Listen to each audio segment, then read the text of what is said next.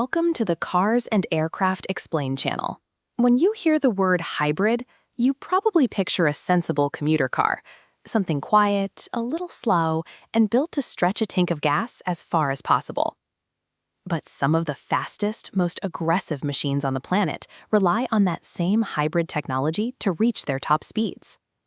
The Ferrari SF90 looks like a pure track monster, because it is, and a massive part of its speed comes from its electric components.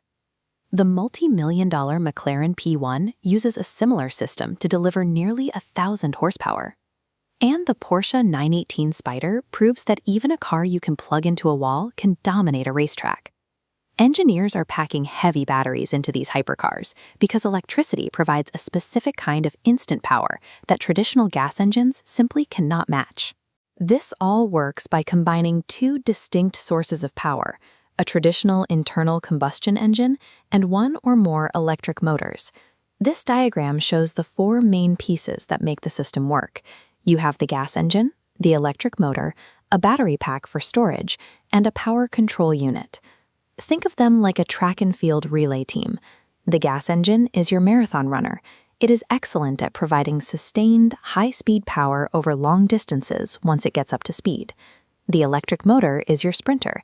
It provides explosive energy the very second you need to move, getting the car off the line much faster than a gas engine could. The power control unit, or PCU, acts as the coach. It intelligently manages the flow of power, deciding exactly when to use the runner, the sprinter, or both.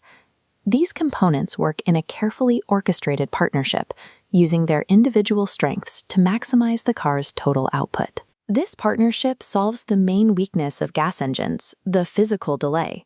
When you step on the pedal in a regular car, there is a tiny gap of time while the engine breathes in air and builds up the pressure it needs to move the wheels. Electric motors provide instant torque, which is the physical force that turns the wheels. Unlike a gas engine that has to ramp up, an electric motor provides all of its turning force the moment it receives power. This chart shows that difference. The sweeping curve is the gas engine, which takes time to reach its full potential. The sharp vertical spike is the electric motor, which hits its peak force immediately. In a hybrid, the electric motor fills in that initial delay. It provides the muscle for the first few feet of driving while the gas engine is still waking up. The power control unit manages this through different modes. In electric mode, the car relies entirely on the sprinter for quiet, low-speed driving. In hybrid mode, the engine and motors tag-team the work, finding a balance between efficiency and power for normal driving. But in performance mode, both systems dump all their energy into the wheels at once. You get the instant kick of the electric motor and the high-speed stamina of the gas engine simultaneously. Combining these two different types of power eliminates mechanical delays and creates a level of acceleration that neither system could achieve alone. Getting a heavy car up to speed requires a massive amount of energy, but in a standard car, all that energy disappears the moment you need to stop. Standard brakes use friction to slow the wheels, which turns your forward motion into heat that just drifts away into the air. Hybrids use regenerative braking to save that energy.